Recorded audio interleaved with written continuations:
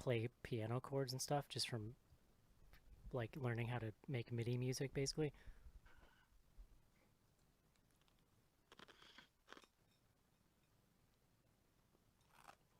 I definitely was trying to figure out how to play the melody in Hell House LLC that they play in the piano. I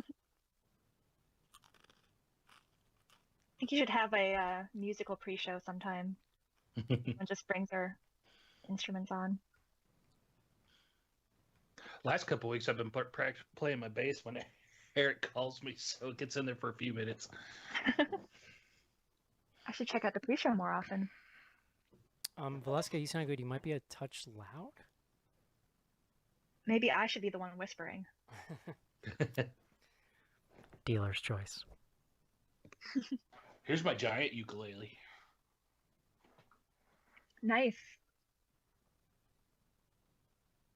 This thing's probably about 90 years old now.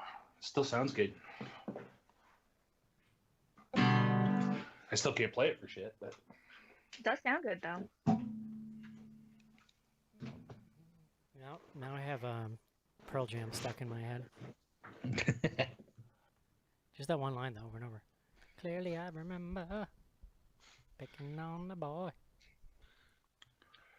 Are we gonna have an bop break halfway through the show? Oh man, we can talk about it. I definitely stayed through the credits.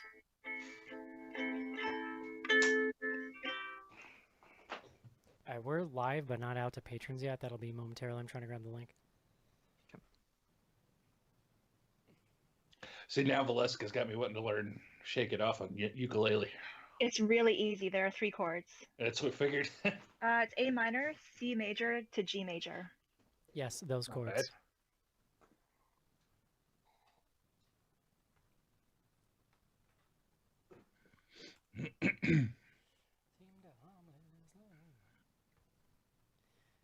We unleashed the lion. I'll be playing the part of Joe this evening. Ooh, sweet brother Numsy. Have you been practicing your German? No. How about your Yuri? Yuri. There was bear, it ate all zombie. It was koala bear.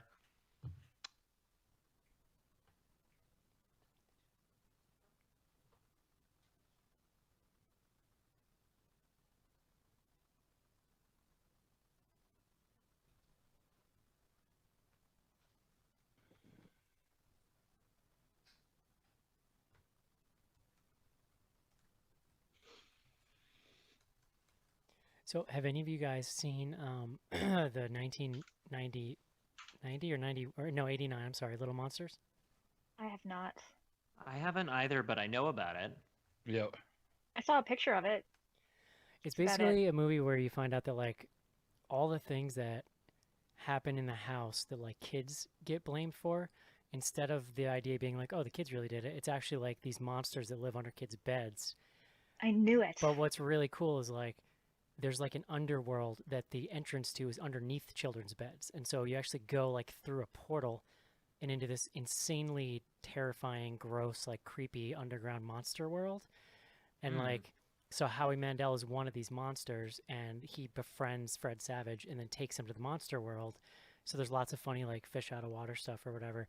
But there's like a big bad monster that they like run afoul of who then comes into their, I can't remember if they fight him on Earth or if they fight him in the monster world. I think they fight him in the monster world. Yeah, but I it's think like so.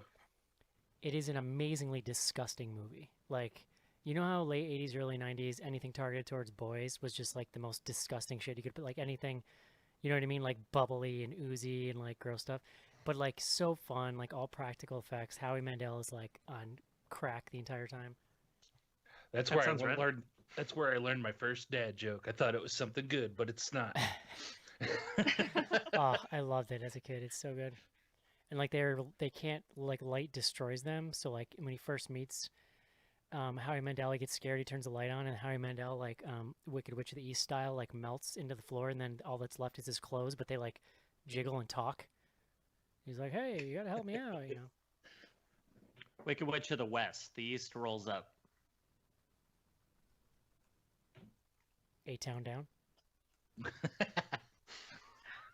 I'm so sad she's not here for that. Peace up.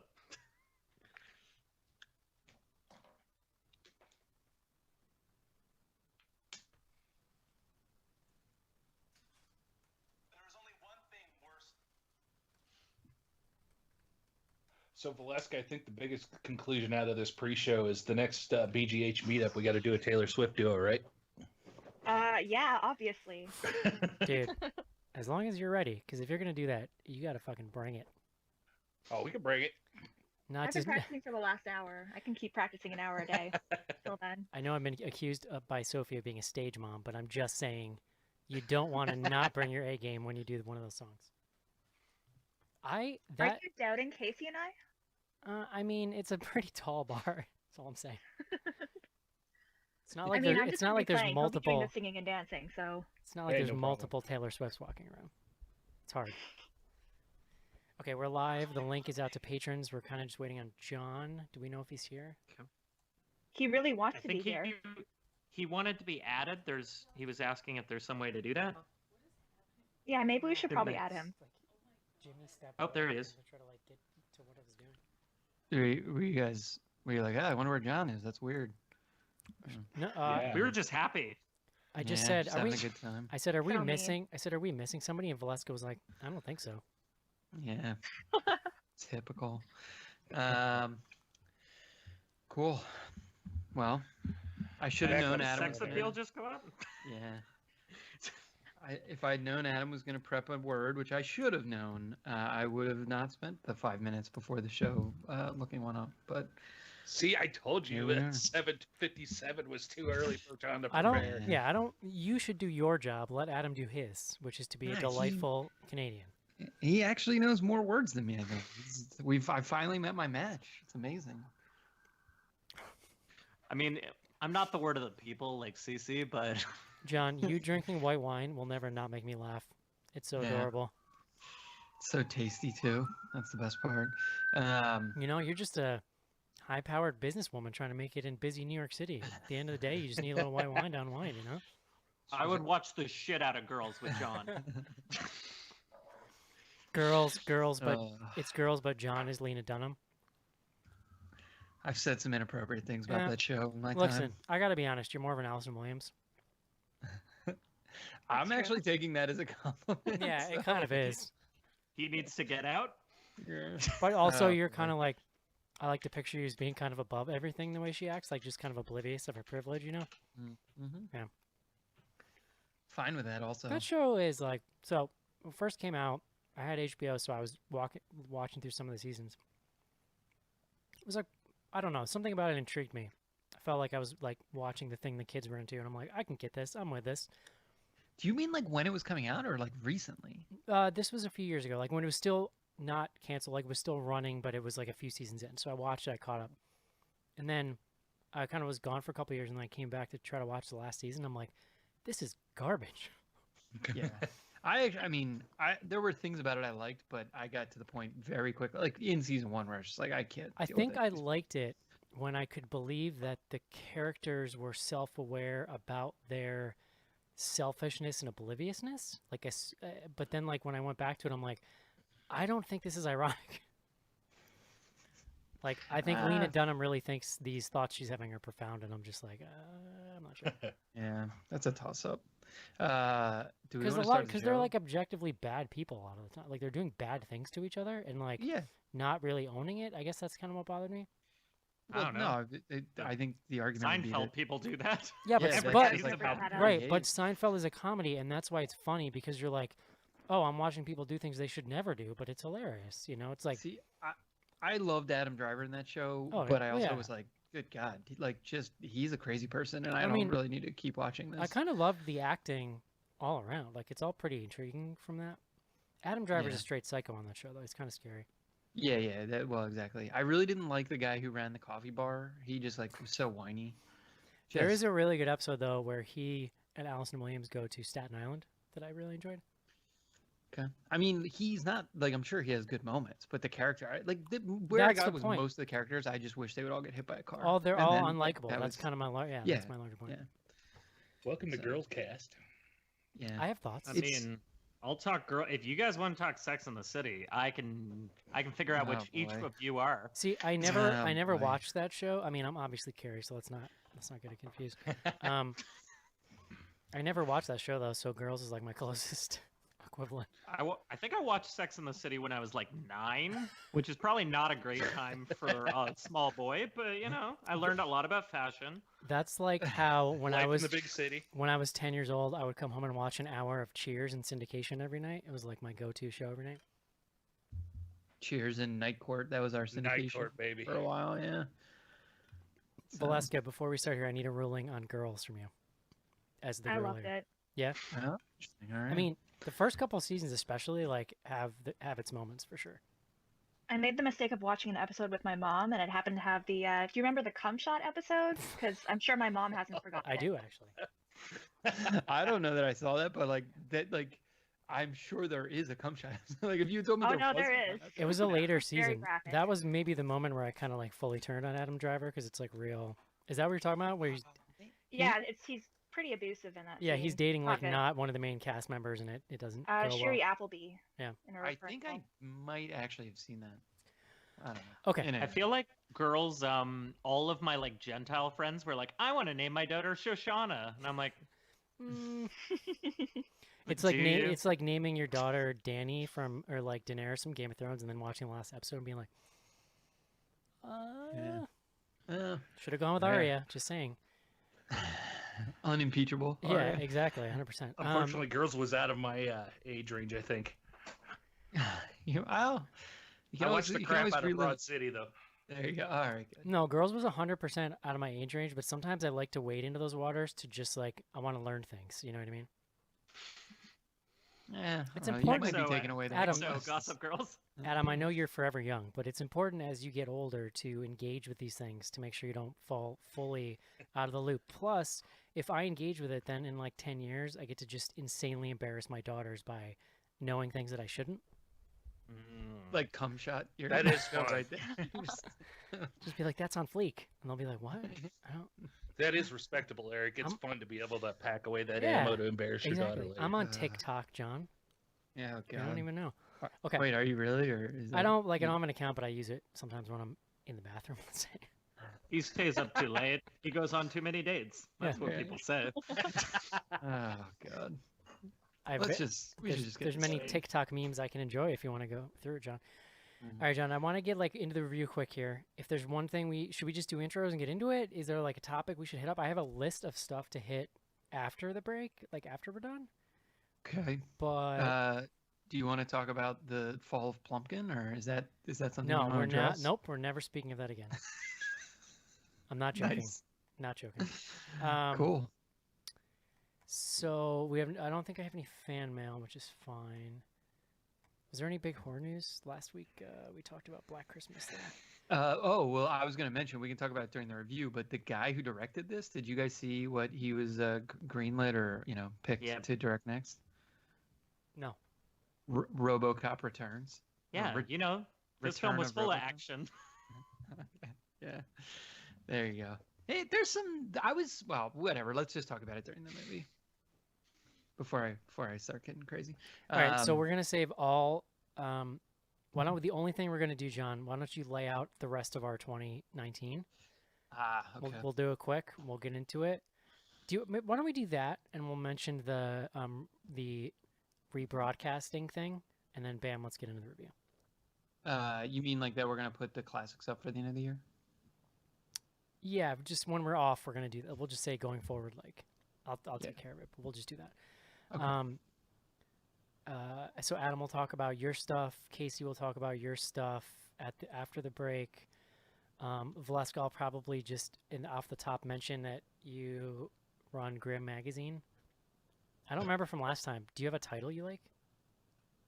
Executive editor.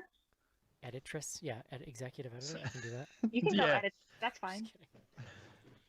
No one ever calls anyone that. Do not give them- Editrix.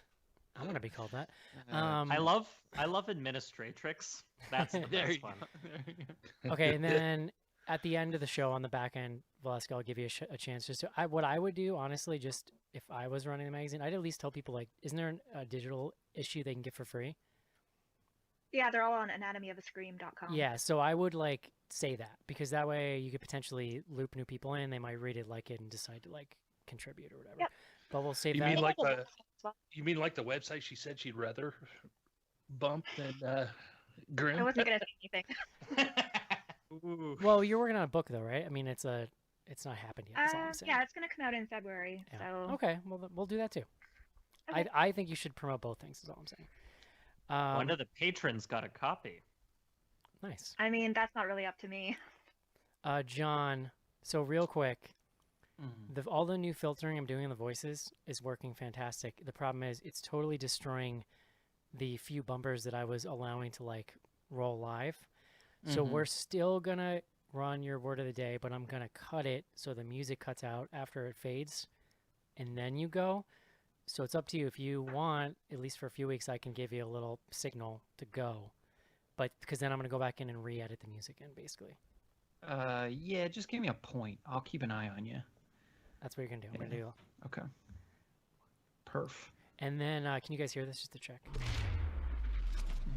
Beer guts. Beautiful. All right, Casey, back up rolling. Yeah, Is someone since doing we're a beer? Oh, can somebody grab Casey? Maybe. I'll do tweets. Can you grab Casey the link from the Patreon email and put it into Slack in the Big Show channel? I want to make sure we're doing that every week so people can easily get it. I don't know that I get the patron email. Oh, I think I have it pasted still. I can do it if nobody's got it. It's right there. Yeah, go for it. It's right Okay. There it is. I got it. All right, mofo, stand by.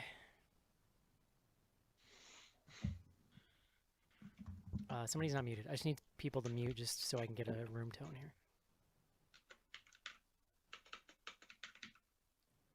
Casey, it's you. Yeah.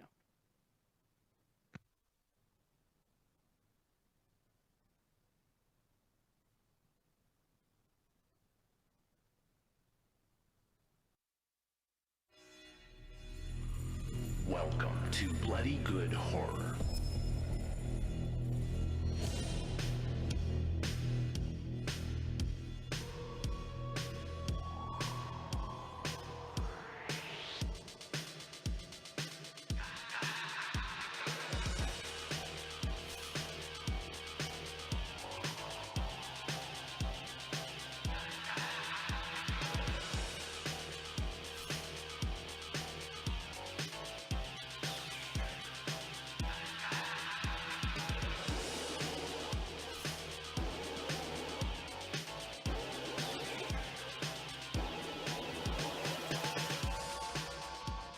Hello, everyone. Oh, shit. Sorry. Actually, stand by.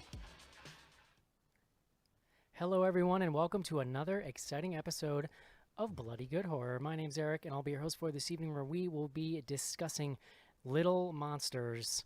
No, not the Fred Savage movie, sadly.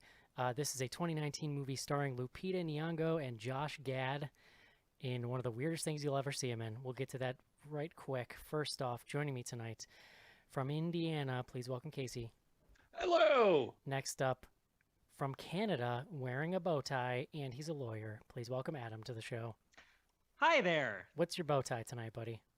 Today is, if you can see it, it's Pulp Fiction, and it's Mia and Vince. I see that. Yeah. Nice. That's fantastic. Love it. That feels like it's got to be very tough to tie to get it right on.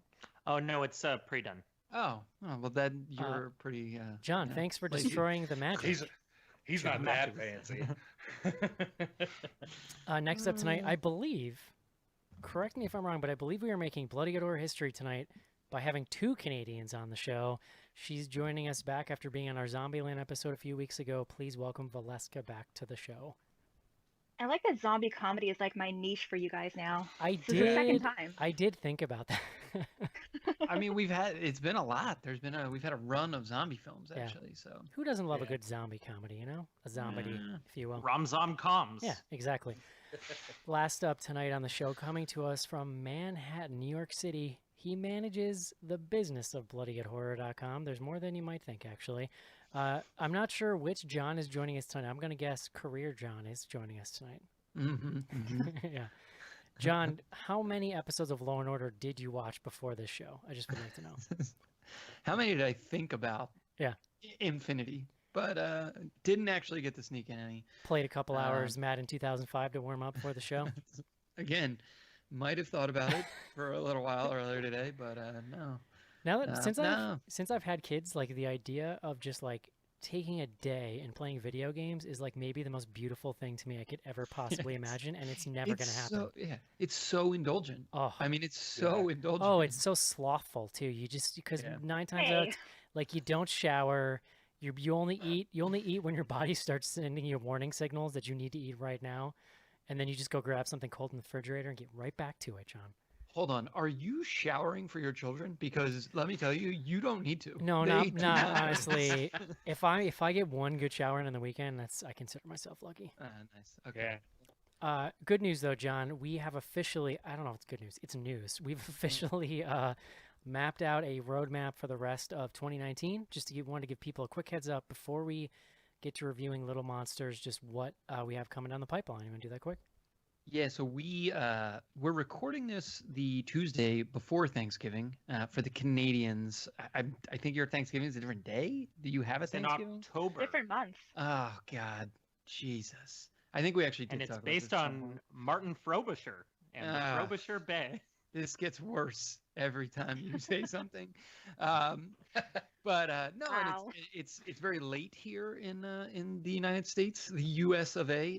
The Thanksgiving. So we actually only have 4 episodes left. You're going to hear this. It'll be Friday after Thanksgiving at the earliest. The 4 episodes we are going to hit end of November, The Nightingale, the 12/6. So first week of December, Sweetheart.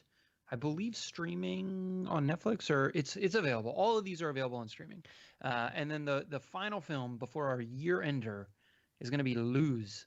Oh, So just it's reminds me of some- that really bad season of Dexter with what's her face there from Save the Last Dance. What's her name? I know. Julia Stiles. Yeah. I think her name was Luz or something. It had something to do with light, something like that. Lu- Lumen. Lumen or something. Lumen, yeah. Something like that. Lumen. I don't know if I Something saw that strange. season. Just kidding. It was pretty good. Yeah, Yeah. actually, it was not as bad as the last season, so I will give it that. The whole back half of that show got a real It's a little got real rocky. weird. Yeah, but so we think it's. I mean, look, there was a bunch of movies. Eric was really pulling hard for 3 from Hell, but agreed, relented, and said we could kick that into 2020. We'll cover some other stuff, I'm sure, that we missed in 2019. I mean, at but this point those in are the the I ones think year, you, I think you need to give Eric more credit. He's the first one that came out and said 3 from Hell's more of a curiosity than anything. yeah, I just want to know. But like, everybody, if you longtime listeners know, like, we're just trying to get stuff in before the end of the year to make sure we have a healthily rounded out year-end list. You know what I mean? It's You gonna weren't be. going to put it as number 1? I'm guessing not. We'll never know. Maybe a sleeper hit, but we'll have to see. I'll go back and amend my 2019 list if that's the case. Honestly, if that happened, I would be so amazed. I would go back and change the record just so people knew. I'd make us re-record the show. I feel based on the buzz that we're good. We're safe here. We're in okay territory. I've seen it. You'll be fine. Yeah, I figured. you go. All right. Oh, yeah. So the other part of that, John, is we are just making some changes at BGH recently. I'm sure some people pointed out we waited last week to see if anybody noticed the primetime bumper changed. Congratulations, Skizbot. You win nothing, but thank you. Yeah, you get a shout out. We're trying to regularize our schedule a little more, and part of that is that now on off weeks, we're not going to ever have weeks anymore. This is the plan anywhere where we don't have any episodes. So what we have 12 years of content. So what we decided to do is we're going to start doing basically reruns. We're going to hand pick classic episodes sort of in a curated manner.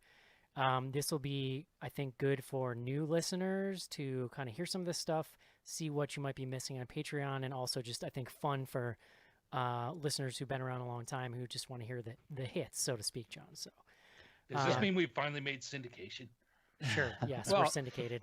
Just to be clear, like we're gonna do this like a couple of times a year, but more to Eric's point, we just don't we want to can, have like a we'll blank just, spot. any week we take off, we'll do it. It's not that hard. Yeah. Like, we can do it. No, exactly. But so we're going to, as part of that though, we're scheduling off I believe, John, the first 2 weeks of 2019. Is that right? Yeah, basically the way that all the holidays are falling, it's just going to be chaos. So you'll get 2 classic episodes, and then we're going to come back. So actually, hotspot. it'll be Christmas week, and then the week after that, and then we're back. But we'll have those old episodes for you to enjoy, and hopefully we'll unearth something you find interesting. So check it out. Oh, we're also slightly changing our release schedule. We wanted to try to hit that this same exact time every week. So instead of like some nebulous time Thursday afternoon, it's which I've been fairly No, consistent you've for been years good. now. Yeah, but we're gonna Mhm. be it's gonna be 6 a.m. every Friday morning, unless I screw up, which happens sometimes, I'll admit. But that's the plan. So you should theoretically be able to wake up 6 a.m. East Coast time and have fresh, hot, bloody good horror for your ear holes. I mean, I would just set your alarm to check. Yes. And if you 100%. go back to sleep, that's cool. But Well, to make sure if it's you set. don't have Do Not Disturb on, it's gonna be an alarm for you, John. Well, all right. You got other issues to dig into if that's a problem you're running into. Delightful. Okay, great. That's it. It is time, guys. Let us take a quick break so that we can review Little Monsters.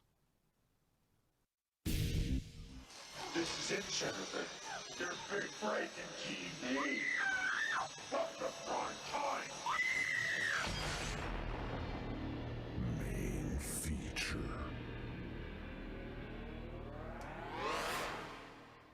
John. I'm thinking about updating the main feature bumper again. This time to Josh Gad cursing at children. I'm here for it. I've changed my mind. I actually want to go back in the opposite direction as hard as possible. So, John Schnars, Yes, Eric. have you spoken with Professor Plumpkin all this week? Since he or she wrote in? We may have corresponded. Just wanted to let him know. I appreciate him or her. the Exactly. message. Yeah. The world may never know. No. Yeah. John, you know words. Yeah, I would- whether or not I know more or fewer words than Adam, I think is actually. I'd like to point out this is in how dispute now. this is how good of a person Adam is. He came to the show and said, "Guys, do you think John has a word? Should I get a word for him?" And I was like, "No, dude, don't get him a word. That's bullshit. Make John do his job." Hold on. But you did just it anyways. To be clear, I did have a word, You- but you- his word was better than my Yes, word. you surprised us all, John. Yeah. Well, sometimes I surprise myself. All right, John.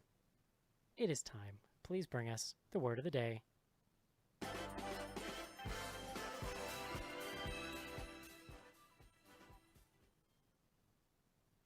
Today's word, Eric. Equanimity. Ooh. EQUANIMITY. Mental calmness. composure. IMITY. Sorry, that was Joe. Jesus Joe Christ. just called in. Yeah, no, I thought we were going to get through the whole show without a 90s hip hop reference, but here we are. False. Mental calmness, composure, and evenness of temper, especially in a difficult situation, such as being trapped in a farm / animal park with a bunch of kids and zombies surrounding you. I don't know. The origin here from the Latin, and I actually wanted to pause and ask Adam. Adam, how's your Latin? Did you learn Latin? Do you know the Latin? What is a Latin? Is Uh, it some kind of? Is it a Spanish horse? I think a latrine is like an outdoor toilet, I think. Okay. Yeah. Yes, I learned that then. Okay. Good. I'm always very self-conscious of my pronunciations. Maybe Valeska knows Latin. She can keep me in line. So this comes to us from 2 words. John, why do you think Aquis. Canadians know Latin? Yeah. No, they're learned people. I mean, You know. don't think I know Latin?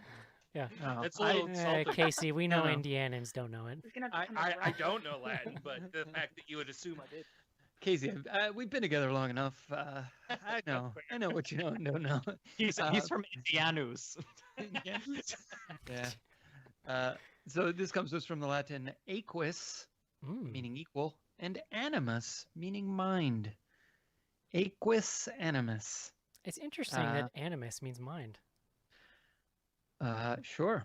It probably, you could pull that apart into other things, I would imagine, Yeah. but deep. Is it Equus can't that play where Harry Potter got naked with a horse on stage? I showed it. So this is spelled differently. This Oh. starts with an A. That's Ah. why I pronounced it Aquis. Yeah, but Equus, that was a little spicy, I think. See, we have some culture in Indiana. I knew what that was. Yes. You know about the horse Yeah. Horse slash penis. Casey. Yeah. Casey saw a video for that wiener play. He knows all about it. All right, John. All right. John, who made this movie? What's it about? Little Monsters comes to us from Australian auteur Abe Forsyth. Forsyth. So I was not super familiar with this guy. He's done a couple other features, or maybe just one other feature by the looks of it. We were talking a little bit before the show. He has recently been chosen to direct the forthcoming RoboCop reboot-ish. It's called RoboCop Returns. So we'll probably be seeing this guy. But yeah, Abe Forsyth, he like I said, he is Australian. This movie, Little Monsters, set in Australia. Long history of hilarious horror cinema from that part of the world. It's true. The basic outline here is you have fuck, I didn't pull up the character names. Okay, Dave. Dave is a down on his luck musician, air quotes. He was in a band 6 years ago and has never really gotten over that. He's sort of that prototypical just kind of waste of space, late 30s dude. No, I mean, we'll That's get a into it, but I real- actually think he's portrayed. That's a He- real he's portrayed- Manhattan thing to say, John. No, but he's actually portrayed more negatively than even the stereotypical character of his type Sure. here. So, but yeah, so Dave, he basically breaks up with his girlfriend, moves in with his sister, and then starts essentially assisting in the parenting of her son. She is also single, is raising the son by herself. I think the son is 5. They said. Did anybody catch that? 5 or 6. He's in kindergarten. 5. Yeah, Yeah. He's in kindergarten. Okay, so it's interesting. My son is also 5 and in kindergarten, and that was it was definitely, I don't know. It led to some emotions in this movie. I did a lot of wondering during this movie how much they like faked the kids being on set for things happening. Yeah, I was like a little They sensitive did to that like, a lot, actually. yeah, You mean like when Josh Gad was just screaming obscenities? yeah, yeah. Yes. In any event, all right. So really quickly, Dave, he moves in with his sister. He's kind of banging around trying to figure out his life and also raise this kid with her. He takes the kid to kindergarten, immediately has a crush on his teacher, played by Lupita Nyong'o. Her name's Miss Caroline or Audrey, I believe. And so he then starts showing up at the school a lot. He volunteers to go on a field trip where they go to visit this animal park. It's sort of like a working farm where they let the kids kind of walk around. And while they're there, a zombie outbreak occurs at a U.S. military base that just happens to be immediately next to the animal park. It's a children's park. Yeah, yeah. I mean, it's the logical place for both a children's park and a U.S. military base studying zombies. And so the rest of the film is basically them being trapped, and figuring out how they're going to survive with a group of 15 kindergartners. Josh Gad shows up because he plays or portrays Teddy McGiggle, who is a world famous child entertainer from the U.S., but is on an Australian tour, just happens to be filming at this location and gets trapped with them. So that's the setup. We don't need to spoil it. We can kind of just go from there. Love it. All right, Valeska, what'd you think of this? So I saw it at Fantasia Festival, and it was probably one of my favorite things that I saw that summer, but I feel like seeing it in a theater setting was kind of like, I don't know, I enjoyed it a lot more the first time seeing it rather than the second time watching it for the show. I feel like there was maybe a little bit too much Josh Gad, and I know that you disagree with that, but Well, you also He's saw a it little- twice. That's a lot. Seeing it twice is a lot of Josh Gad. it's a lot of Josh Gad. Yeah. He's a Josh Gad fly.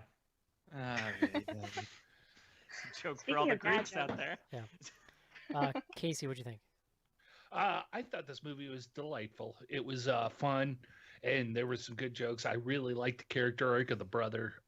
Lupita was delightful throughout from beginning Oh, to she's the end. best. She was lovely. Josh Gad, well, I can agree after 2 watchings, it is a little bit too much Josh Gad. I thought he was funny, and just to watch his character breakdown and stuff, it was well written. I thought the characters were good. I had fun. Adam. I liked the film. It was not like, stand out to me, obviously. It had a lot of really good comedic moments. I think that some of the comedy I enjoyed was some of the subtler things. I felt some of the characters just yelled a lot of profanity, and that was the joke. So, I mean, I'm a big old snob, but I thought that it was a fun take on a familiar premise.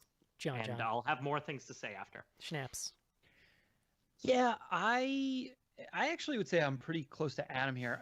I would say with the one caveat, and maybe this makes me not a big old snob, but I love Josh Gad. And for me, the movie is like a little uneven. I think the script was most of the problems I have. I would point to the script. I actually think it's fairly well directed. Now, Abe Forsyth was the writer and director here, so I'm going to give him plaudits on the directing side, and I think probably could have done a little bit more to tighten things up or kind of get things moving. It's about 30 minutes into the film because I checked before you even know there's going to be zombies. Yeah. I mean, I knew because I think I had read the first act is very funny though.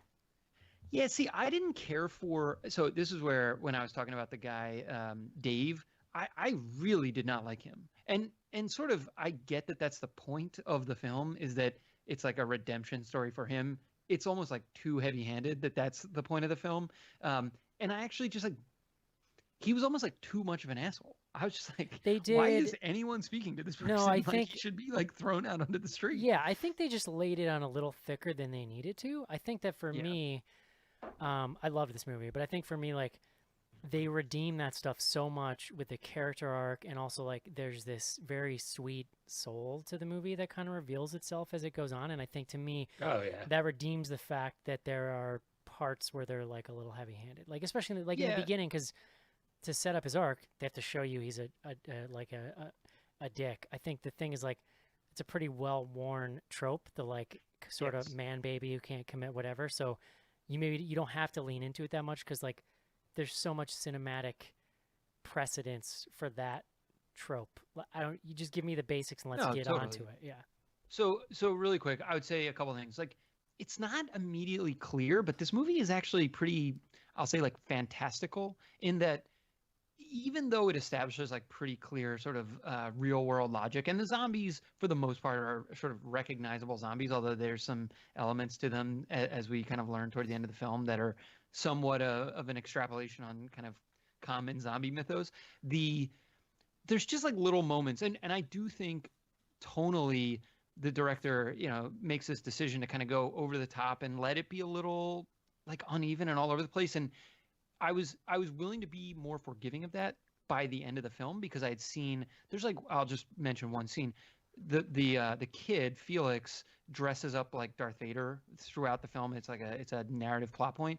And at one point, he uses the Force to shut a gate that works. Like he actually uses their like.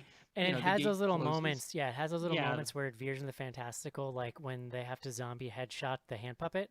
Like that to me is why this movie wins all the time. Like that was like so stupid because they'd already shot the dude he was attached to, and then the next scene they cut to them blowing the hand off. It's like those little I actually love those little moments where they just punch through reality and are like, fuck it, this is funny, let's do this. But it wasn't immediately clear. Like he doesn't establish it that clearly up front. Like I didn't at least get that sense until like really far into the movie. Someone mentioned, like, and maybe it was Eric, wanting to watch it again because you might actually get more. I actually somewhat agree, although I think there are a lot of sight gags. That was kind of specifically what I was talking about. Like there's lots of little funny sight gags and references to zombie things in there that a kid zombie. The zombie, the petting zookeeper. Totally. Yeah, exactly. Like with the quills like coming out of his face. All of the zombie extras are fantastic. They go really out of their way, like Volask is saying, to like create little unique zombie characters, which is really fun.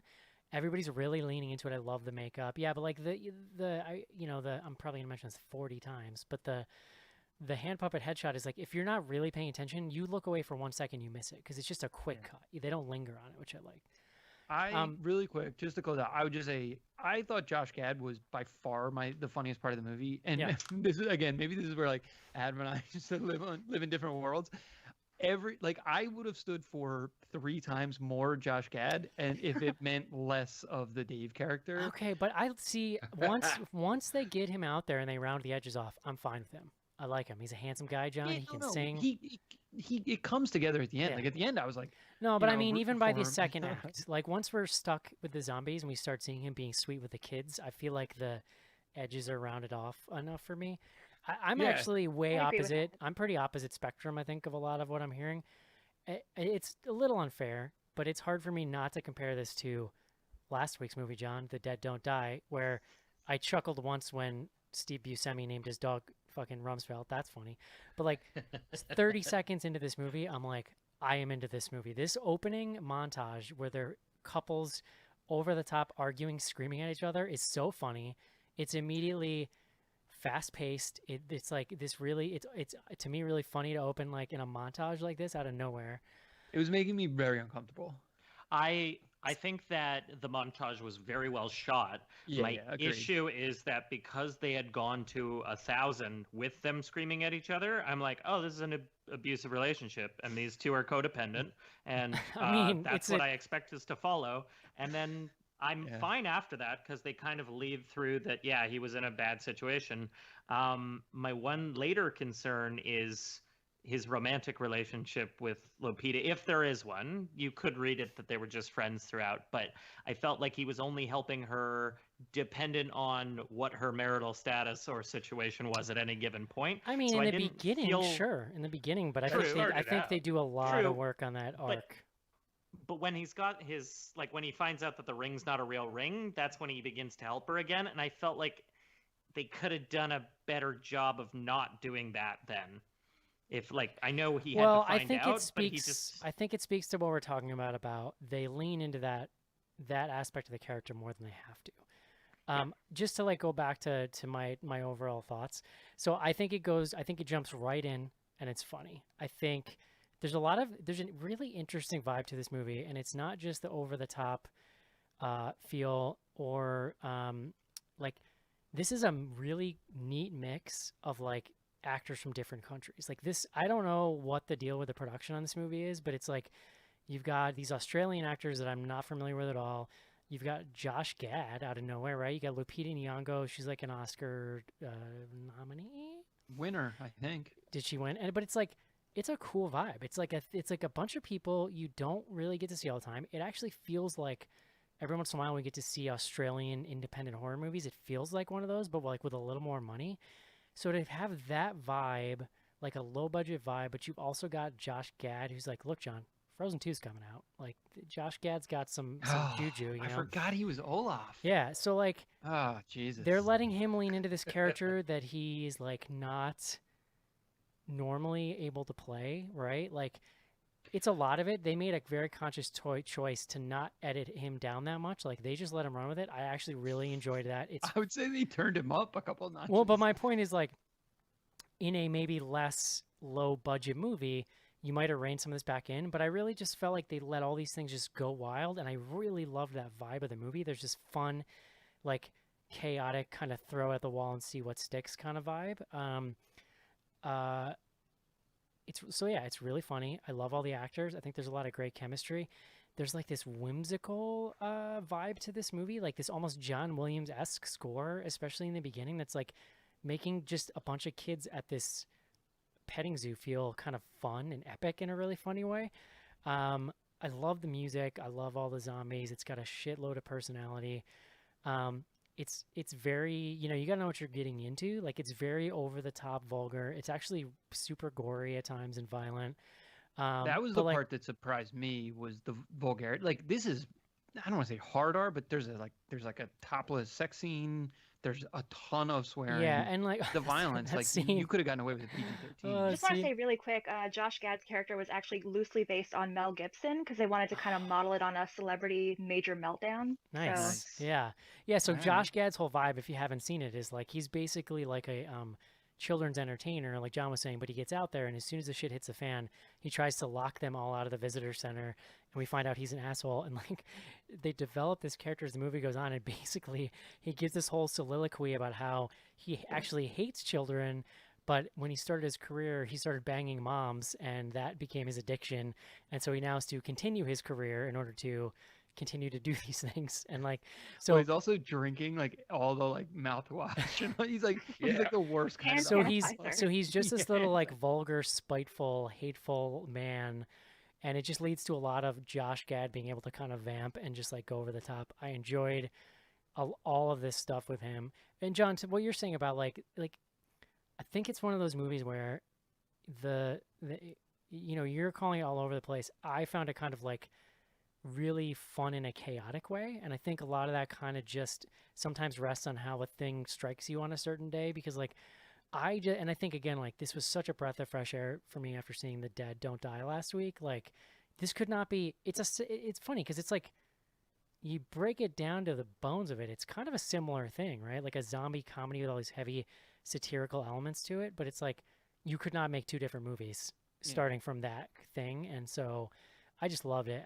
Last thing, and then we can open it up, like, there is such, to me, a cheesy but like I think really well earned sentimental heart to this movie that I think just comes to this really great conclusion, leading all the way up through the final scene where they're sort of like quarantined, everybody's safe, we're singing with the ukulele. Like, I legit like welled up during that part. It's a very like cheesy movie moment, but I felt like there was something about the thing with like the parents being reunited with the kids, and like he's taking care of them. They're like, I don't know, John, maybe it's like the soft dad coming through, but like I just I cried too. yeah, I felt like that. And again, like, it just has all the stuff. This movie has all the things, I feel like. Yeah, the part that got me emotionally was when the kid gets his anaphylactic shock. Like I said, this kid is exactly the same age as my son, so I was just like, oh my But like, God, there's little moments too, I like couldn't live with this. there's little moments too, like the little girl who's afraid to go to sleep. Like, I'm very much dealing with that nightly now. So Yeah. And to be clear, like, I actually really enjoyed this movie. Like, I just more landed in the Adam camp of like, it is a flawed film in a lot of ways, but it is really interesting. The other thing, because you hit on it, I think the other first here is this is the first Hulu original film that we've ever covered. We've obviously done a ton of Amazon and Netflix things, but yeah, this was essentially co-produced with Screen Australia, the Australian sort of like cinema board, and then Hulu. yeah, I mean, you know what it kind of felt like? It kind of felt like some of those like Chinese movies that we've been seeing, like those action movies where they're sort of like suddenly Jason Statham's in it, but it's also like all these Chinese actors. I have no idea what you're talking Well, about. that You were shark just movie, referencing Chinese movies. the Meg was a co-production with like a Chinese company, and we saw something else last year too. Okay. But it's an interesting vibe. Like, it's kind of, I don't know, it's like this low-budget Australian movie with like these pretty famous American actors in it, which is kind of cool. I would say the effects were good. Like, this for a zombie film, like, pretty good effects. The makeup was all great. I mean, we've called out a couple of. I had a question about, is one of the zombies meant to look exactly like Bub, or is it Bub or Bud? I was getting Bub from from Day of the Dead. I don't know. Again, I like, didn't notice that. you kind of blink, you could miss a lot of the little visual things. Yeah. They do a lot of gags with the zombie makeup, so it's quite possible, because I think they were watching one of the Romero movies at one point, but I could be wrong on that. I thought I'd seen that pop up in the background somewhere, but they do so many sight gags with these zombies, it wouldn't surprise me. There's a lot of good stuff just to say, oh God, look at that one. I was gonna say, because I've been the downer. I actually How really dare you. liked. I really liked some of, as mentioned, the visual type comedy things that were editing jokes, which I think that kind of directors like Edgar Wright kind of made very popular. So, for example, one of my favorite jokes of the movie, and it's very subtle, I suppose, was when they're singing "Shake It Off" and they do the line, "Got nothing on my brain," smash cut to her cutting the person's head off. Was a simple, very well edited joke, and I think that smash cut comedy is great. Oh my I God. think Can we talk about the gratuitous, in a great way, Taylor Swift in this movie? They There was only a lot did of that if pop. Lupita was in it. Yeah. Oh, really? Yeah, they tried to get it for like months and months until she signed on. They couldn't get anyone to respond to them, and then she reached out to Taylor herself, and they got it in. The power of Lupita. I love it. Because apparently Nice. that song like really meant something to her during like a dark period in her life. Oh, So wow. I mean, it's a yeah. huge song. Like, I imagine, yeah, you'd have to get some kind of special thing in order to not pay $7 billion to use it. Oh yeah. It's funny. So It's we should also talk. it's also a bop, for the record. It, Is it's it? a great. No, it's It's yeah. no bop, but it's a bop. Ah, Also in God. also in this movie. Okay, so Yeah. Mbop plays over the credits, and I've never really thought of that as a song that I love, but like apparently the nostalgia is just so deep in my brain. I sat and I listened to the whole thing, and I was like singing it. Yeah, it's amazing. Yeah. Did any well and It's an earworm. did you guys hear the Josh Gad song after Mbop? I didn't. No. No. You I got to heard go that back. Oh, is it like in character? Yeah, Oh, yeah. I He like does it. an in character thing, and it's sort of it's funny. No, I I mean, wanted the to funny talk a thing is, little bit I about. don't like Josh Gad. Like I'm trying to think. I went and saw the Orient Express last year with Kenneth Branagh. I think he might be in that. He And is like in that. was. that's all I can picture him as is like if you're making a like early 20th century movie and you need like a person who maybe is a vaudeville actor or something, like you hire Josh Gad. That's kind of his wheelhouse. And it's funny because like there's hints of that in this performance, like when he's doing the character, you know? Well, so Josh Gad originated the role, one of the roles in Book of Mormon on Broadway. Like that's where I Yeah. think of him from. He's like a huge Broadway guy. Sorry, John, I Um, don't make it out to Broadway that often. No, well, I realized in saying that you were gonna like make a snarky comment, but like he is a musical theater person, like, Right. and that's why he crushes this role. His because, performances are very theatrical in yeah, general. he's not faking it. Like he could be that dude, Yeah. Mr. McGiggle Oh, yeah. or whatever. I also hate Olaf, but that's besides the point. See, I love Olaf, but He's so Let's, stupid. He doesn't even look like a snowman, John. yeah, Eric, it's a freaking joke in Frozen. Like the thing with Olaf is like, why does he exist? Like, there's no part of that film that I don't he has care a. why he exists. The answer is magic. My question is why isn't his head round? No, That's so I'm saying stupid. he has no. There's no narrative reason for him to be in the movie. He performs no function It's like a other snowman. than It's like a being snowman that was comedic. like dropped on his head. Yeah. like- Can we just talk about Lupita Nyong'o a little bit? Because Sure. it's interesting to me. So the trailer, the poster of this movie, which is like very memorable because it's super yellow. She has the yellow dress on. She's the only actor on the poster.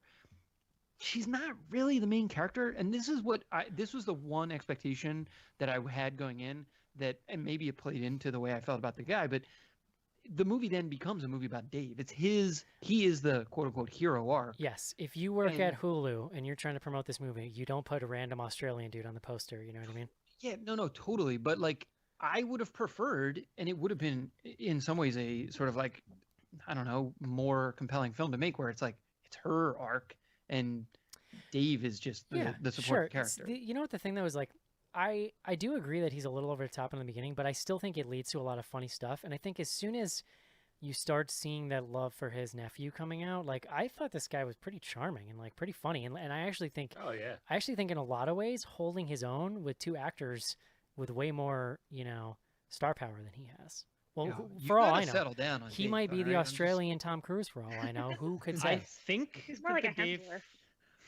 I think that the Dave guy has worked with the director before, is Yeah, my he is, understanding. yeah. So I think they're all like, clearly this director has done this style of comedy before Yeah. and has like these type of like, this is what his credit is. Listen, and we it- need to get Aussie Andy on the line to. So Aussie Andy is a long time BGH listener, and I was adding him on Slack last night because I'm watching the movie and there's a dinner scene, and there's what is a clear bottle of ketchup on the table, and it's labeled tomato sauce. And this blew my mind. I like paused it and took a picture and went to Slack and tagged him. Was like, dude, is this a thing? And it turns out, yes, it is. Totally a thing. So we would like to know if you know this guy. You mean the actor? You want to know if Aussie Andy knows that? Yeah, all right, Yeah. that's it's a reasonable question. So, Thank you. Yeah. I can't believe with all the names you've been calling him though, you didn't go with a poor man's Hemsworth. I mean, they are Yeah. Australian, No, and he he's looks like a Hemsworth. he's like a combination of the two. Like he could be the middle brother that's not as famous. Yeah. well, and didn't get any of the good looks He's genes. He's handsome, John. Are you kidding me? But come on, compared to a Hemsworth? You have horrible Please, taste it's a in men, different- John. No, it's a different league. Agree to disagree. Plus, he has the accent. Oh, they do This guy too, I was guess. apparently in Alien Covenant. Okay. So Eric, I'm surprised you didn't recognize him. I mean, there's not that many. He died There, pretty quickly. yeah, there's not that many humans in Alien Covenant. So yeah, he must have been one of the grunts that gets it in the He was beginning. One of the 58 people. He was like unnamed grunt who just gets. No, I mean, straight up there's annihilated. literally like 7 humans in that movie, and then a bunch of engineers. Yeah. No, I mean, I agree, and I thought the scene where you get Dave and Miss Caroline, I mean, look, it's like almost like a little too on the nose, but where they're essentially like talking about their paths and sort of lives. It's a really well done scene, and they do let it play. Like they don't cut it. Yeah. It's a long dialogue scene, which for this film kind of stands out because, as Eric sort of said, the rest of the movie can be a little all over the place, but it works. You know Again, what I really liked about Lupita's character. I say Lupita because it's easier to say than her last name. Is that it's actually really, to me, well drawn in the sense of like she is a teacher of small children, right? And when that is your job is to like keep things at an even keel, right? Like you're dealing with like kids get scared easily, they have a lot of energy, they act out, and so she is sunny and like bright on the surface, but you can tell there's like this steely undertone to her, and she's really good at talking people off the ledge in emergency situations but like she does it by using the same kind of tone you'd speak to a child. Like I loved this scene where she basically threatens to stab Josh Gad if he doesn't chill the fuck out. yeah. Like that Yeah. whole scene, I don't know, it was just like something she was threatening to stab him with basically, but while doing that, talking in this very calm, like school teacher voice to him. I just really loved that like vibe to her character. Oh yeah, she's Well, super believable. I mean, it as makes someone it- who interacts with teachers like that, I agree. It makes her perfectly suited to deal with the giant man baby that is Dave, Well, too. two-man baby, right? Because so is Josh Yeah. Gad. Yeah. It was really interesting that some of like my favorite gags too were premised on the fact that she was using her knowledge as a kindergarten teacher for the like benefit of saving the kids. So like the conga line and like follow Right. me and we're all gonna focus on me and we're gonna move like this. Like that had me laughing because I was like, yeah, no, I mean that's what you got to deal with kids when you're in a danger zone situation, is just like being very equanimous. There you go. Nice. I loved the multiple scenes of them riding in the tractor very slowly, like around and through and by zombies. Like that's really funny.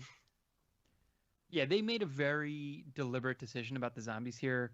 I don't want to say the zombies were ineffectual, but they were low on the like sort of zombie aggression level, I guess. They were a would be good one match Yeah. for Honestly, 5-year-olds, Yes. honestly, I Yeah. kind of like that because it sort of gives you breathing room to tell more of a story.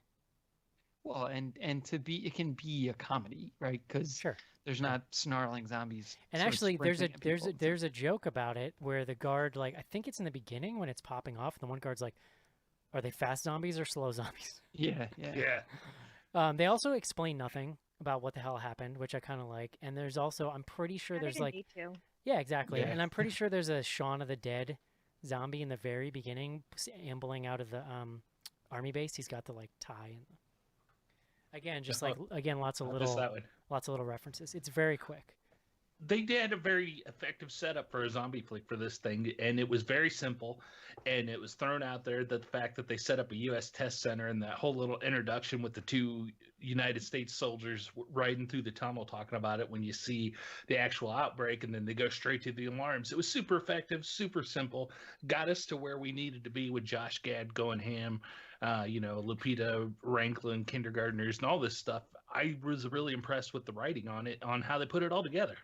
See, Weren't the 2 American guards like talking about how dangerous Australia is before everything kind of popped off? Yeah. That was pretty they're naming all the animals that are deadly and can kill you. No, That- that was good. That's funny, honestly, because like Americans don't know a lot about Australia, I feel like, and it always goes back to that. It's always like, because it does seem like this kind of exotic, like scary place in some ways. Yeah. My feeling though was like, why not get to the zombies sooner? You could have, because Casey, I agree. Like the scenes themselves are actually well done, and like the dialogue is written well and kind of plays. I mean, But why not just start like the very kind of like clean and easy way to do this is you start with the American sort of base and the outbreak, and then you cut to Right. Dave. I and you wouldn't. kinda set Yeah, up all I that wouldn't stuff. change But the anything. zombies were a set piece. But I Sure, wouldn't. But I get wouldn't. it. But I wouldn't extract anything from the first act, like you're saying. All you do is Yeah. in the beginning you Oh, you plant the seed. Exactly. You blend it up. You show Yeah, a 'cause the movie's scientist. about Dave. You and show his a character. scientist scene where they're having a conversation about their specimens, and then like one of them falls asleep, and that's it. You know what I mean? And then like, Yeah. I don't know. I don't know, because it's kind of a comedy above everything else. I feel like, and so I think maybe they just didn't. I don't know. No, It is. I It's get it. it's an interesting Well, like choice. Adam said early on, this is a Zom rom-com, but the Zom happens to be mostly set pieces. It's a cur- so it's a we had Kurzom. to set up Dave and his character arc on him being redeemed. Yeah, Not but re- John's point is you can still do that and just plant a tiny seed in the first act of like, here's what's to come later. You could have gotten to it faster. There's just you will not convince me that it needed to be a 30-minute I will be honest with you. character study. I'll be setup. honest with you. It didn't bother me at all because I was literally laughing 30 seconds into this movie. Yeah, And I was already I'm like, with Eric. I didn't have a problem with it either. I thought it was effective what they're showing to us. It was hinting that there's going to be better things to come, and it was setting up the relationship with him and his nephew, the bullshit, the way he bottomed out, so to speak, and whatnot. If you didn't know this was a zombie movie, you are straight up lying. If you said you knew there was going to be zombies until minute 26 of this film, I'm telling But you, I looked at the there are a lot of movies that have done that successfully, where you completely switch your genre, and I think this would actually be hilarious if you saw the movie without knowing that zombies Yeah, were about to happen. it's Yeah, like, like, it would be like what? it would be like one cut of the dead, except the surprise is actually good. Boom. Yeah, and of course I do it. with So rude zombies. and wrong. It's got Lupita covered, splattered in blood on the cover. You know I everything just- about I zombies. just made so many people driving to work so angry before they started their day. Oh Christ! You had to get it in. It is no, because we weren't even thinking of that. I hadn't we thought really about seen that. A shitload of zombie movies this Because year. the It's, other- unbelievable. Well, yeah, and this is what we keep talking about, like, and we've had people write in, is like, what's left to do with the zombie genre, and like this thing kind of works almost against what it's got working against. Like, it works in spite of the fact that it's a zombie movie, I think, because it's focusing on these characters and these arcs and the comedy. You know what I mean? Like, it's not a straight up zombie movie. I don't know. It's You guys good. aren't selling me on some of this stuff, but otherwise, It's a really great point, though. That you would not know, and like it's not even like the word zombies in the title. Like, it's called Little Monsters, which I like as a sort of a double entendre, kind of meaning the kids and the zombies. But you'd have no idea that that meant zombies until 30 minutes in or whatever. I do think I you love could that. I would- maybe do. Oh, I love. sorry. No, I was gonna say I'd love to live in a universe where I could have somehow seen this movie without knowing what it was. Yeah. I really think you could have done this movie actually without zombies. Like what I think you could do is with any other type of monster. Or disaster. I don't think it has to be zombies. I think Could there's be a rabbit obviously petting zoo. yeah, you it go. really it could have been any of the thing. I was very interested with these zombies because they'd stop to eat large animals, Mm-hmm. but they are the bite and turn people zombies also. Oh my god. Yeah. The baby goat. The baby goat was so cute. That was a great scene. It was like kind of one of these like almost non sequitur scenes where the zombies are just on either side of a cage and there's just a baby goat wandering back and forth. Or it was a sheep, I think. So cute. But What- why- It was good. between that thing and Baby Yoda, like it's just there's an abundance of cuteness lately that I can't actually handle, and so I'm gonna need everybody to just tone it down a notch. Well, 3 from hell coming at you. The opposite, the opposite of cute. Yeah. Exactly. Yeah, that'll take care of any of your, wanting to get away from cuteness. I can't finish this out without just giving a shout out to my absolute now like maybe favorite moment of 2019, which is third act.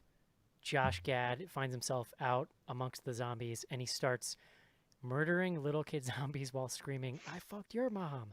I fucked your mom!" Yeah, that like was to outrageous. psych himself up before he hits each one. And it was like, again, like it's a very vulgar movie. They really lean into it, but it's very funny. And there's something I just enjoy about seeing an actor just go there and just like let the character kind of take them over, you know? I did like The that director he bit said that that- zombie. Sorry. Yeah, No, I he was just ba- gonna say the director said that there were a lot more cuts where he was even more extreme, and they had to just kind of like dial it back a bit. So They were like, if you do see we that need on to... like a deleted scenes, maybe. I forgot that Might like wanna he They were worried they were going to have to call the police on Josh Gad. I Remember some forget of the that shit he was saying? I forgot that he like bit the zombie Yeah. out of rage and then vomited. Yeah, he was like, "Why did I do that?" And Yeah. that was actually the part that I did laugh at because I was just like, That and hold then he on. gets into the van and like his former assistant who operates the puppet kills him with a hand puppet bite, which is like again the committal to that joke is just He like great. disembowels him with a hand puppet. Yeah. The my favorite Josh Gad moment is when they're on the roof and Dave yells at he's like talking about how he's in the actor studio and then Leonard from Pacino and Dave like at one point has to yell at him like, what would Pacino tell you to do? And he like spouts back some like actor studio nonsense. Yeah, I Oh, enjoy the pep talk. I will say like it's funny. So I really enjoy this. Again, we've kind of touched on it. It's like it's very vulgar. It's really interesting that it's an Australian slash kind of U.S. production. It felt to me in a lot of ways influenced by the last decade of like Judd Apatow, Kevin Feige movies, where like you get this like Oh. very vulgar in a way that is almost unrealistic, right? And like every conversation has to be completely over the top vulgar, and also like there's a strong, I think, ad-libbing vibe in this movie, which those movies very much like not pioneered, but like they changed comedy. Like you look at Yeah. Step Brothers and Knocked Up and all that stuff. Like very much changed the popular R-rated comedy. This feels very influenced by those. I think the reason why it maybe feels a little weird is like that style almost at this point feels a little overdone, if that makes sense. And I think that's why straight out of the gate, when you're listening to this character, you're like, I feel like this is a character from an American comedy like 10 years ago. You know what I I mean? will say, Eric, like those movies suffer from static shot because what you'll do is you'll get the actors, you'll put them in one frame, just and then let you'll 'em get them go. to say as many funny things as possible. Yeah. I felt that this actually did a really good job of letting people improvise and somehow having the camera move with them while they're doing it. Absolutely. Yeah. Especially with the is Josh a Gad, compliment. like the Josh Gad in the field murdering zombies. Like there was obviously ad-libbing going on there, but yeah, it's like it's more kinetic. Well, I think it's important too, like the point that you relate those to those, whether you agree that it's this reminds you of an Apatow movie or a fake movie or anything. This movie, like Adam was saying, it doesn't necessarily have to be zombies. This movie doesn't feel like an Australian movie either.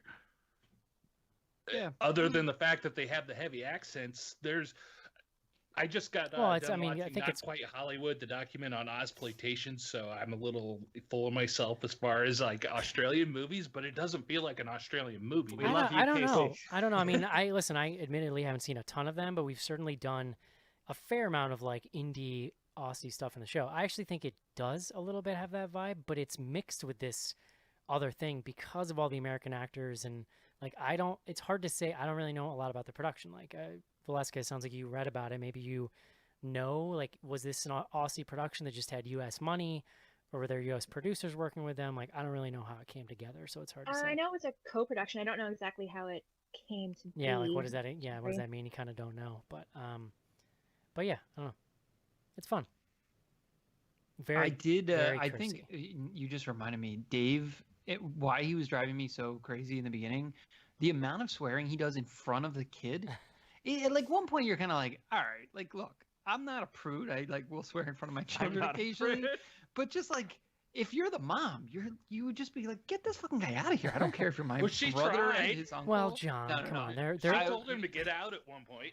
You know what I really cracked me up in the beginning is like the scene where they go to his ex's apartment and she's having sex with her coworker and like Yeah. before he goes in, he tells the kid to stay in character as Darth Vader. And then even after they've found them having sex, like the kid is still in character. And there's this really great line where he leaves and leaves the kid in the apartment for a second. Yeah. No, that stuff. I actually, and when he gets his ass beat by the guy that she's having sex with, is like, Sorry. yeah, that was one of my favorite scenes in the movie. Schnars, actually. one of the greatest things though about the swearing in front of the child was when she was like, "Are you crying right now?" Which would be a joke you'd see in an Apatow movie, and then the kid just calls it out and is like, "You said it's okay to cry," and I thought that was the funniest. I was like, "Oh, they actually commented on the meta nature of Yeah. teaching your child." And that kind of goes with the little monster thing where you're like, I have to be very aware of what I'm saying in front of this kid, and the Dave character does not care at all. Yeah. I don't know. Yeah. That's part of his redemption. Because I mean, after that scene with the Darth Vader scene, his sister was like, "If you don't understand that disappearing in the middle of the night with a 5-year-old, let alone all the other bullshit, is bad, you need to go." He said something funny in that scene too, and I can't remember what it was. After, like when she's yelling at him, he had a funny line. Yeah. Was there anything else you guys want to bring up? Any favorite scenes or things you want to mention? Love it. All right, guys. Would you recommend Little Monsters, John, Yes. Valeska, Absolutely. Casey, Yes.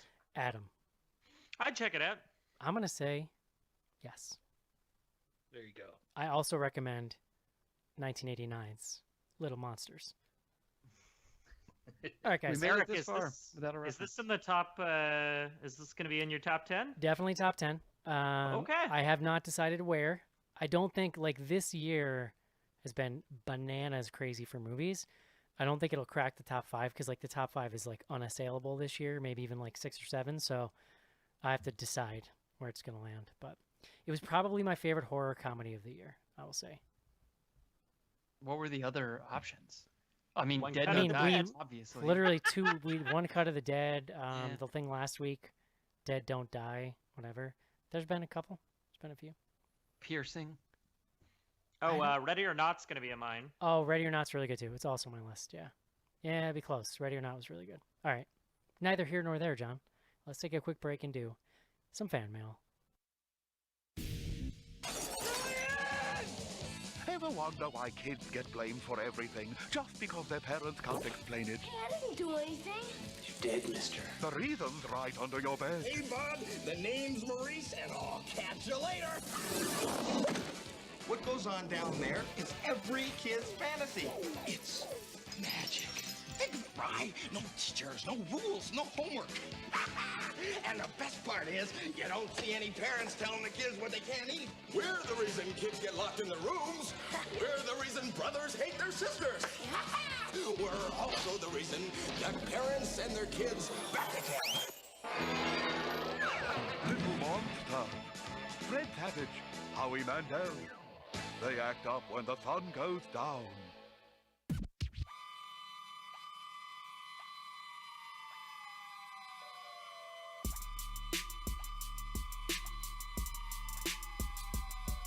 Hi, I'm Denise Crosby from Pet Cemetery and Mortuary and The Walking Dead, and you are listening to Bloody Good Horror.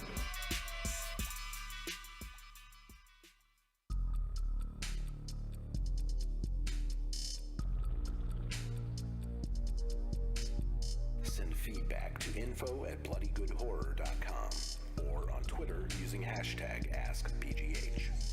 Join Patreon to get back episodes and much more. Patreon.com/bloodygoodhorror.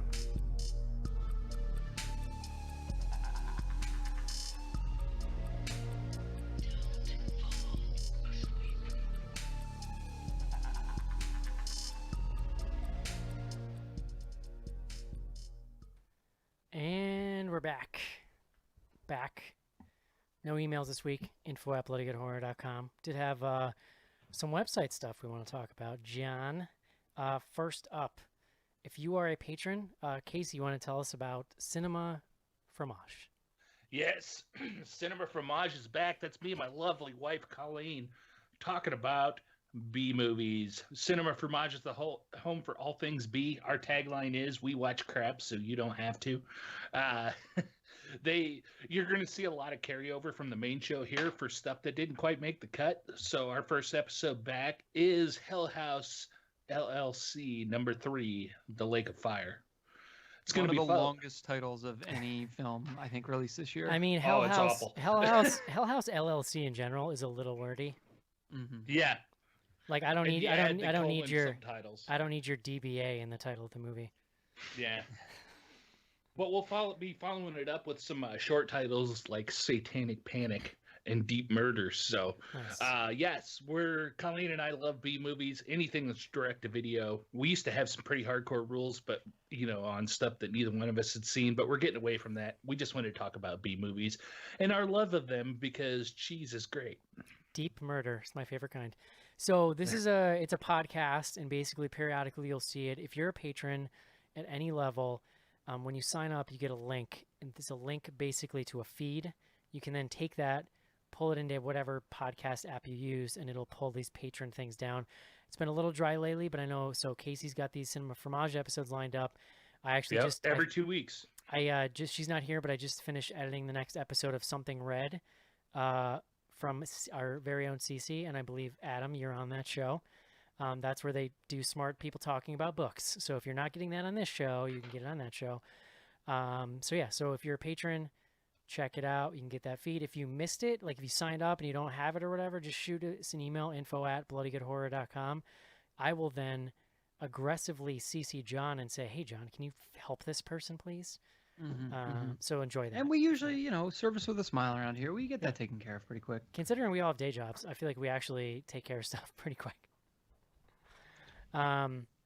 So we got that going on. Adam, you over at bloodygoodhorror.com have written this series of articles on the law.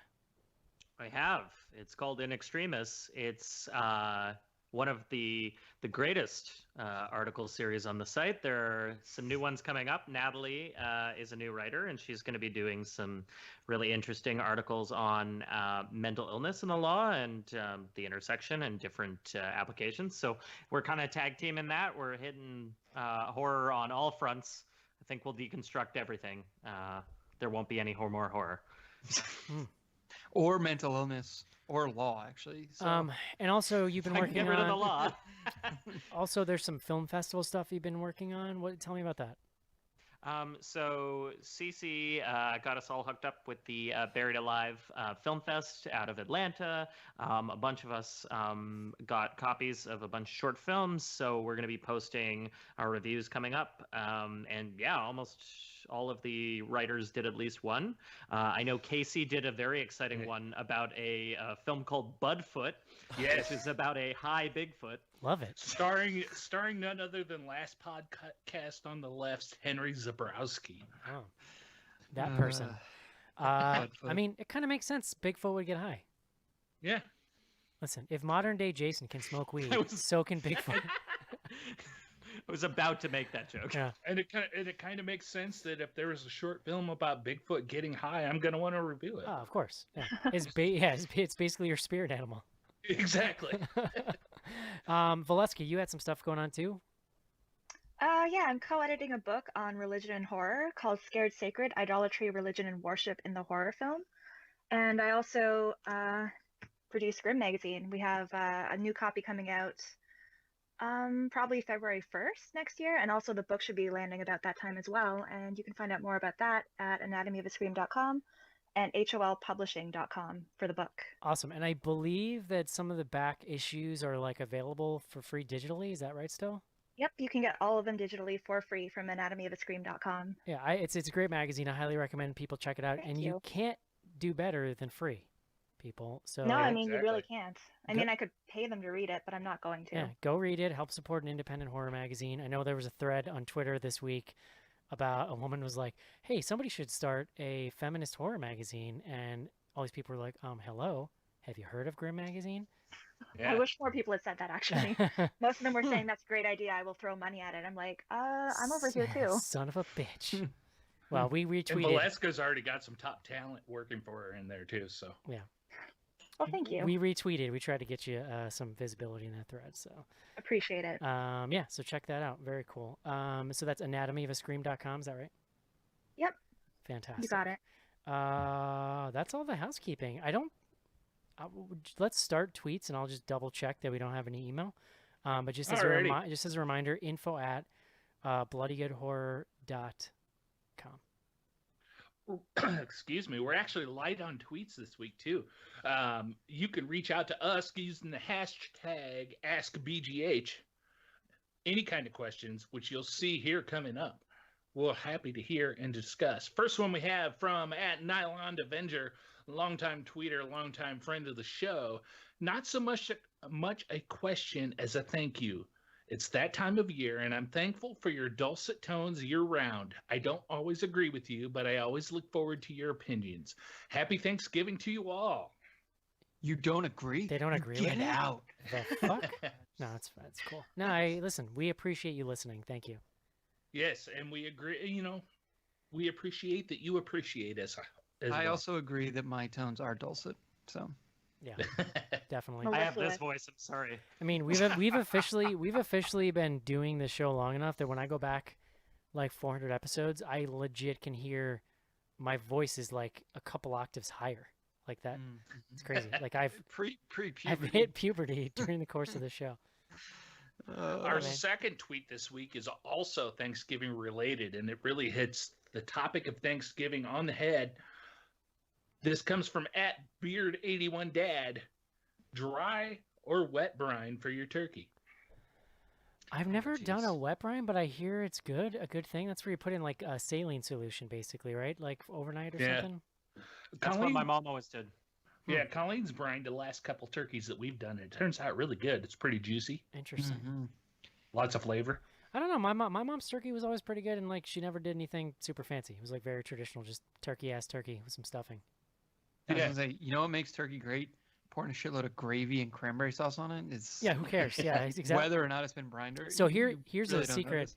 There's been a lot of if you're a patron at the Belial level and above, you get access to Slack. If you're not, you've been missing just the endless conversations about like regional Thanksgiving isms this week. Yeah, But I had to bring this up, John, food, everything. because my favorite Thanksgiving thing is actually a little bit of an underdog, and that is my mom makes the world's best coleslaw, Oh, and What? here's the key to it. It actually becomes like a condiment almost, because what she does is she shreds all the vegetables to like a pulp almost, so that you get a very high ratio of dressing in every bite. It basically becomes like a spread, and so you get turkey and mashed potatoes and gravy, and then you just plop the coleslaw on top, and it's got the nice acid and sweetness too, adding to all that. Literally the Okay. perfect food. that sounds like my jam because my favorite thing is, you get your fork and you got a little bit of mashed potatoes, a little bit of stuffing, a bite of turkey, some gravy on there all in one bite, and you go to town. It's good stuff. Yeah, I'm a connoisseur of coleslaw, John, and nothing makes me angrier than a bad coleslaw. Like when you go to a restaurant and they try to be fancy, and it's like, here's like half a chunk of iceberg lettuce and like what you like not cut up, and you're like, what are you doing? Or it's like, Who does it? Come on. or it's no like one's ever too done that. sweet, or it's not sweet, or it's got to have that perfect like sweet acidy flavor to it. It's What's your just to judge your expertise on coleslaw, Eric? What's your opinion on coleslaw with pulled pork barbecue? I mean, that's a great combination. I mean, do you put it on the sandwich though, Of or do you eat course. it on the side? No, you always put it on whatever you're eating. Yeah, all right. Yeah, of course. Well, then by that summation, I would love to try your mom's coleslaw at Okay. Thanksgiving. That's weird, but okay. Just package that up. Yeah. Hey Get guys, like one of this those- get one of this those episode plastic was things. this episode was very comedic, but then it had a heartwarming moment at the end, very much like the movie. Yeah. Can I ask our two Canadians here, when is Canadian Thanksgiving? October first or second week, so usually the 10th. So it's still kind of like a harvest festival kind of deal. And what do you guys? What's the traditional food? Poutine. Turkey poutine. Is it? It is turkey. Yeah. I'm It's, asking it's a pretty much serious the question. same in every way except for the timing, and it's coleslaw? based. We don't really have Oh, the yeah. coleslaw. We don't have any. I don't know that most Do houses you- do. It's just that it's so good. Do the Yeah. Canadians pretend that they were nice to the native people that lived in Canada Yeah. during Thanksgiving, or We're still Is that coming to just terms with Amer- that. Yeah. I know Yeah. there's a Yeah. little more. John, Reason let's just for say it. we're all kind of in the same boat on that one. Yeah, that's fair. Yeah, but you also save your assault on shopping for Christmas deals for Boxing Day, right? No, No. we get all of your shopping days as well. Sorry. Well, Yeah, I was apologizing to Aussie Andy actually last week about exporting all of our shitty fast food over Australia because he was showing a picture of like a McDonald's or something. Foster's, it's American for me. They call it Macca's, don't they? Macca's, yeah, because that came Macca's. up, and I think Casey was like, "What is that?" There you go, food, John. It's fun. Just like literally every day on Slack. Like today, we were talking about who says pecan and who says pecan, It's like every day we're just trying to find our like toilet cereal line in the sand to like. Yeah. I will say Yeah. I will say that we've done it so much now. We're a little better about not getting in a fight about it. But like, I mean, It never goes completely off the rails, or infrequently goes completely off the rails these days. Yeah, I miss a lot during the day if I'm like in meetings, and then I'll duck in, and it's like you feel weird. Like, am I gonna comment on this thing that everyone was talking about even on 6 hours days, ago? even on days when I'm like very busy, I manage to keep up with most of it. Yeah. I'll Well, usually kudos- scroll back and just do a thumbs up on someone's comment to indicate that that's the person I agree with. Kudos to Mary and Caitlin from Richmond and Fuji Billy. They're usually pretty good at coming up with some kind of topic for the day for the main random nonsense channel. Yeah, Mary likes to start fights. Yeah, she does. But yeah, check out She Slack. likes to end fights. Slack is another Patreon perk. Patreon.com/bloodygoodhorror. It's really nice this time of year because like Halloween's over, and all of us spooky people have to like stick together through this Christmas season. Yeah. It's the only way we're gonna make it. Oh, we didn't even mention, speaking of Christmas, that Joe is having just a terrifying looking time in Disney right now. Just eating like obscene food and smiling way too much. You ever seen Joe smile, John? It's very It is unsettling. He looks Isn't it? really Natural. happy. like Yeah. seeing him enjoying something unironically makes me so uncomfortable, and I didn't realize it until I started following his social media. So if you follow BGH on Instagram, he's like doing just. He posted the most obscene photo of him eating like a 16-inch hot dog yesterday. But yeah, Yeah. All I know is It that works. he's planning on doing the custom lightsaber thing on Wednesday with his daughter, Yeah. and I don't know that I'm prepared for the tears. they're there for like 2 weeks or something insane. Like he's just going. Yeah. Well, he's going on a cruise. He Yeah. hasn't even gone on the boat yet. It's insane. It's craziness. But yeah, you should follow us on Instagram and check that out. It's a thing. I don't remember for what we were sure. talking about. Food. Well, there you go. Pecan. I always said pecan growing up, and then I worked with a dude. He was like, "A pecan goes under your bed, a pecan goes in a pie."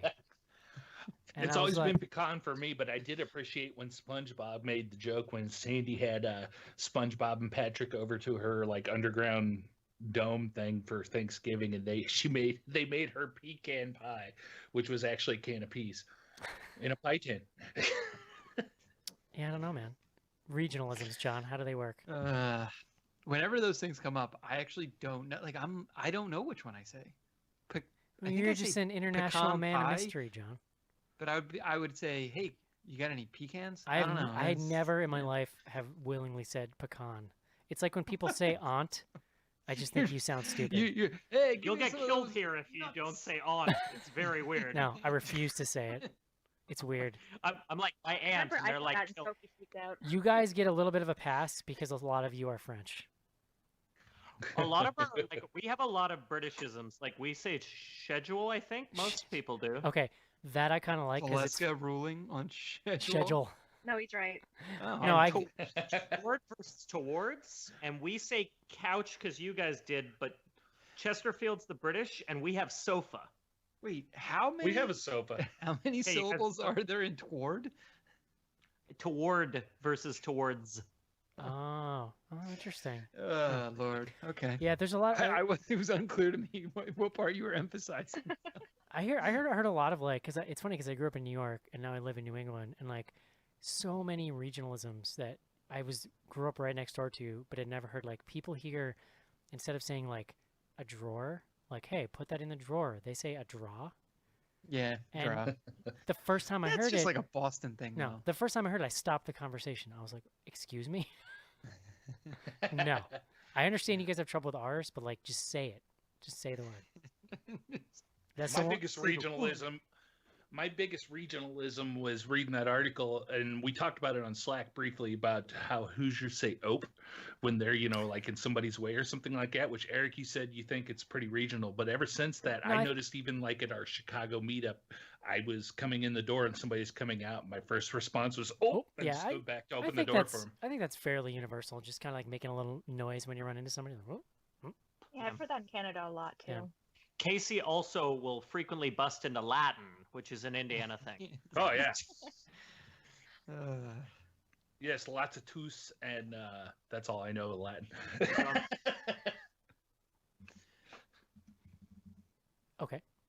Yeah. Good chat. Is there more Twitter? No, that's that's all it the for tweets. Twitter. Oh, Everybody's already traveling for the holidays. They're Yeah. off Twitter apparently. It's a busy time of year. Sure. Yeah, makes sense. So this is Thanksgiving week. So here's your show for Thanksgiving, and we'll be here next week. John, what are we doing next week again? The Nightingale. Love it. Brought to us by, and I'm going to forget her name. Somebody will remember, but the director from The Babadook, Okay. Jennifer Kent. Jennifer Kent. See? Thank you, There you Valeska. go. That's why Velasquez here. Yeah. Yeah, so we're doing that next week, and coming into the home stretch here, 2019. Very exciting. Don't forget, if you want to get a live streaming video version of this show that you can watch while we record, patreon.com/bloodygoodhorror. You can also get access to all 500 whatever back episodes of the show, and Slack and some other goodies.